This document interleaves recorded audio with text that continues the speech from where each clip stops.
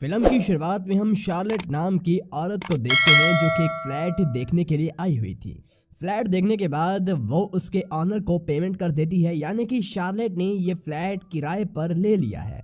इसके बाद शार्लेट नहाकर अपने बेटे बेंजामिन को लेने के लिए जाती है, जहां हम बेंजामिन को स्विमिंग करते हुए देखते हैं। जिसके बाद वो बेंजामिन को लेकर वापस अपने घर आ जाती है।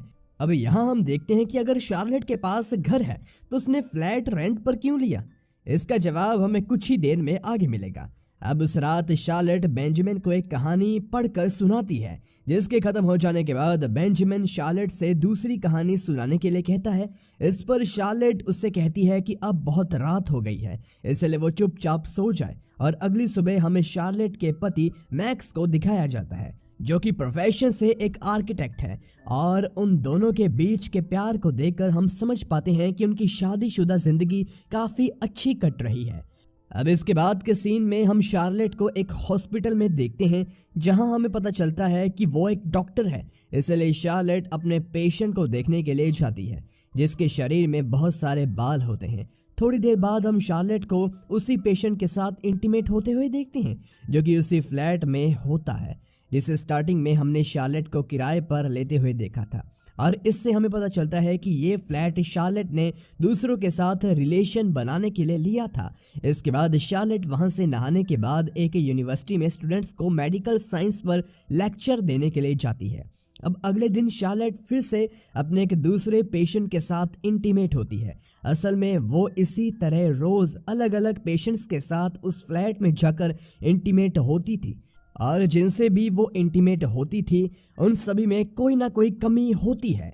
जैसे कि किसी के शरीर पर बहुत ज़्यादा बाल होते हैं तो कोई मोटा होता है, और किसी की तो उम्र उससे काफ़ी ज़्यादा होती है। लेकिन इसके साथ शार्लेट अपने पति मैक्स के साथ भी रेगुलरली इंटीमेट होती है, जो कि उसे बहुत प्यार भी करता है। अब अगले दिन वो एक बूढ़े आदमी के साथ इंटीमेट होती है, जो कि ठीक से सांस भी नहीं ले पा रहा था। लेकिन इस चक्कर में शार्लेट बेंजामिन के पेरेंट्स टीचर मीटिंग के बारे में भूल जाती है, और वो वहां पर थोड़ा लेट पहुंचती है, जहां वो देखती है कि मैक्स वहां पहले से ही मौजूद था। जिसके बाद शाम को वो शार्लेट से पूछता है कि क्या सब कुछ ठीक है।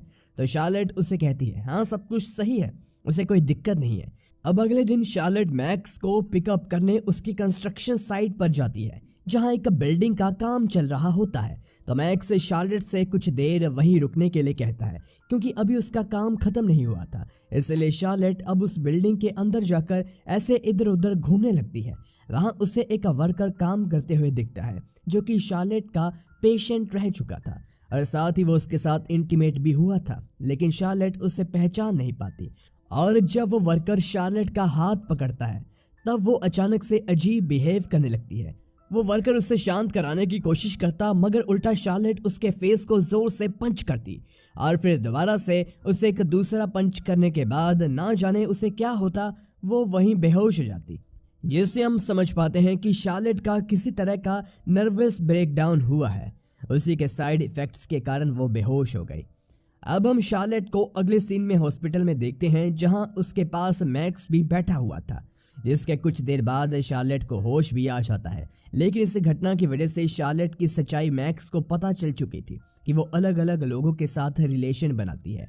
और अब इसी तरह कुछ और दिन बीत जाते हैं, जिसके बाद अपने रिश्तों को सुधारने के लिए शार्लेट एक थेरेपिस्ट के पास जाने लगती है, जहां वो थेरेपिस्ट से सब कुछ बताती है और कहती है कि अब उसके और मैक्स के बीच का रिश्ता पहले जैसा नहीं रहा। यहाँ पर थेरेपिस्ट उससे पूछती है कि जिन लोगों से वो इंटीमेट होती है उनमें और मैक्स में क्या फ़र्क है। तो शार्लेट कहती है कि दोनों में कुछ खास फ़र्क नहीं है, बल्कि मैक्स तो उसे बहुत प्यार करता है और वो उसका ख्याल भी रखता है। अब अगले दिन मैक्स भी शार्लेट के साथ थेरेपी के लिए आता है, क्योंकि दोनों ही अपना रिश्ता बचाने की कोशिश कर रहे थे। और थेरेपिस्ट के सामने ही मैक्स शार्लेट से उस फ्लैट के बारे में पूछता है कि वो उसने क्यों खरीदा। इस पर शार्लेट मैक्स का कोई जवाब नहीं देती। जिसके बाद दूसरे दिन थेरेपिस्ट शार्लेट से पूछती है कि वो अक्सर किसी ऐसे इंसान के साथ इंटीमेट क्यों होती है जिनमें कोई कमी हो। तो इस पर शार्लेट कहती है कि अगर मैंने इस बात का जवाब दिया तो ये बात और उलझ जाएगी। इसके बाद शार्लेट वहां से बाहर आ जाती है और ऊपर आसमान में एक प्लेन को देखकर मुस्कुराने लगती है, जिससे हमें पता चल जाता है कि कहीं ना कहीं शार्लेट की मेंटल कंडीशन कुछ ठीक नहीं है।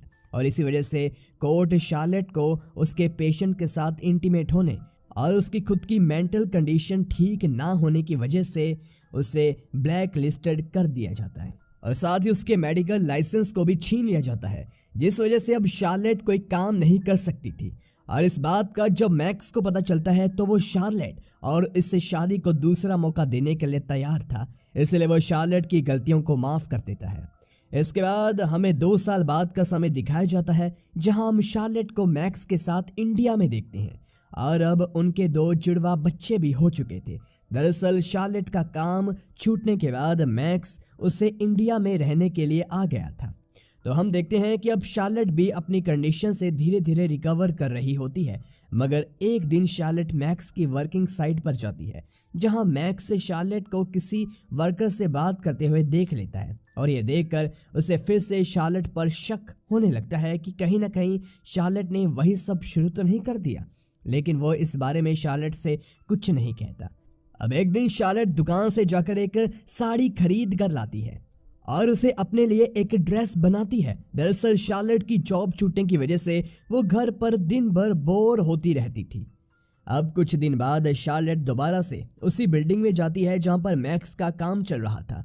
वहां पहुंचकर वो देखती है कि अब वहां का काम पूरी तरह खत्म हो चुका है और यहाँ मैक्स या बाकी वर्कर में कोई भी नहीं है, सिर्फ एक वॉचमैन को छोड़कर, जो कि शार्लेट को बताता है कि यहाँ का काम पूरी तरह से खत्म हो चुका है, इसलिए यहाँ कोई नहीं है। जिस पर शार्लेट वॉचमैन से बिल्डिंग के अंदर जाने की इजाज़त मांगती है और वॉचमैन भी उसे जाने देता है। अंदर पहुंचकर शार्लेट इधर उधर घूमते हुए बिल्डिंग की छत पर पहुंच जाती है, जहां उसे काफ़ी अच्छा लगता है।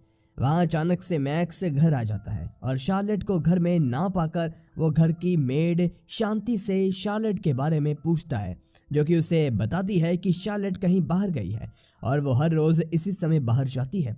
इस बात को सुनते ही मैक्स का शार्लेट के प्रति शक और भी ज़्यादा गहरा हो जाता है और इससे मैक्स काफ़ी परेशान हो जाता है। जिसके बाद जब रात के समय वो और शार्लेट इंटीमेट हो रहे होते हैं, तब ना जाने क्यों शार्लेट अपनी आंखें बंद कर लेती है, जो देखकर मैक्स को गुस्सा आ जाता है और वो बौखला कर वहाँ से बाहर चला जाता है।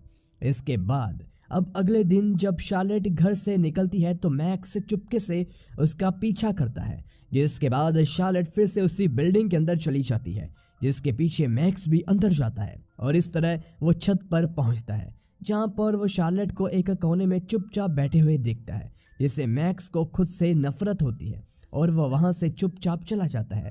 दरअसल मैक्स ने शार्लेट को गलत समझा था, इसलिए वो उस रात सो नहीं पाता। अब अगले दिन शार्लेट और मैक्स अपने बच्चों के साथ अच्छा समय बिताते हैं, जिसके बाद मैक्स शार्लेट के साथ ही वो रात बिताता है, जहां शार्लेट मैक्स से कहती है कि वो इस वक्त यहाँ उसके साथ है, तो बस यही उसके लिए काफ़ी है, बाकी उससे मैक्स से और कुछ नहीं चाहिए। अब मूवी के आखिरी सीन में हम शार्लेट को मैक्स के साथ ट्रैवल करते हुए देखते हैं, यानी अब उनका रिश्ता कुछ हद तक पहले की तरह मजबूत हो रहा था, मगर शायद मैक्स शार्लेट पर कभी भी ट्रस्ट नहीं कर पाएगा, जो बात शार्लेट को भी पता है। गाइस, इस फिल्म में डायरेक्टर क्या बताना चाहता है, यह आपके लिए एक सवाल है, नीचे कमेंट में ज़रूर बताना। और जहाँ तक हमें लगता है कि शार्लेट कहीं ना कहीं मेंटली डिस्टर्ब होने के कारण ये अजीब और रैंडम हरकतें करती थी, जिसकी वजह से उसने अलग अलग अजीब लोगों के साथ इंटीमेट होना शुरू कर दिया, जिसका मैक्स को पता चलने के बाद वो अब अपनी वाइफ पर कभी भी भरोसा नहीं कर पाएगा, जो बात शार्लेट को कहीं ना कहीं अंदर से खाई जा रही थी। इसलिए शार्लेट घर से निकलकर उस बिल्डिंग की छत पर जाकर खुद को खुले आसमान के नीचे आज़ाद महसूस करती थी, जो कि उसकी रैंडम हरकतों में ही शामिल था। और मैक्स कहीं ना कहीं एक अच्छा आदमी था, जिसने शार्लेट को छोड़ने की जगह उसका साथ निभाने का रास्ता चुना। और इस फिल्म के टाइटल से ये भी बात पता चलती है कि शार्लेट की ये सब हरकतें एकदम रैंडम थी, क्योंकि साइंस के अनुसार किसी भी लिक्विड में मौजूद एटम्स के रैंडम मूवमेंट को ही ब्राउनियन मोशन कहा जाता है, और इसलिए इस फिल्म का नाम ब्राउनियन मूवमेंट है। और गाइस, वीडियो पसंद आई हो तो हमारे चैनल को ज़रूर सब्सक्राइब कीजिए ऐसी वीडियोस के लिए। धन्यवाद।